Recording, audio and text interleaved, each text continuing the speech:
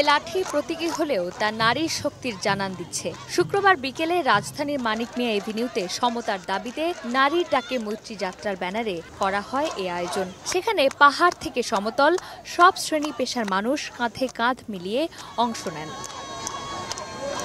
নাচ, গান আর কবিতার ভাষায় ন্যায্য অধিকারের কথা স্মরণ করিয়ে দেন অংশগ্রহণকারীদের।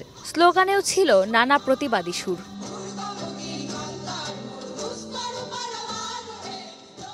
ঘোষণাপত্রে নারী বিষয়ক সংস্কার কমিশনের সুপারিশ নিয়ে বিদ্বেষপূর্ণ মন্তব্যের প্রতিবাদ জানানো হয়। সম অধিকার প্রতিষ্ঠায় বাধা সৃষ্টিতে একটি পক্ষ অধিকারকে ধর্মের বিপরীতে দাঁড় করানোর চেষ্টা চালাচ্ছে বলেও অভিযোগ করা হয়। মৌলিক নীতিগুলোর অধিকাংশ নারী বিষয়ক সংস্কার কমিশন উপস্থাপন করেছে।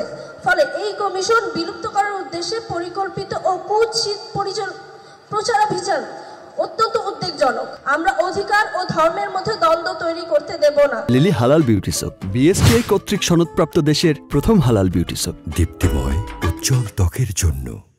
পরে বিভিন্ন ব্যানার, ফেস্টুন হাতে প্রতিবাদী শোভাযাত্রা মানিক মিয়া এভিনিউ থেকে ইন্দিরা রোডের দিকে যাত্রা শুরু করে। স্লোগানে নিজেদের অধিকার ও ষড়যন্ত্রকারীদের বিরুদ্ধে হুঙ্কার দেন অংশগ্রহণকারীরা। পরে মিছিলটি ইন্দিরা রোড ঘুরে আবার মানিক মিয়া এভিনিউতে গিয়ে শেষ হয়। চন্দ্রিমা চৌধুরী, সময় সংবাদ, ঢাকা।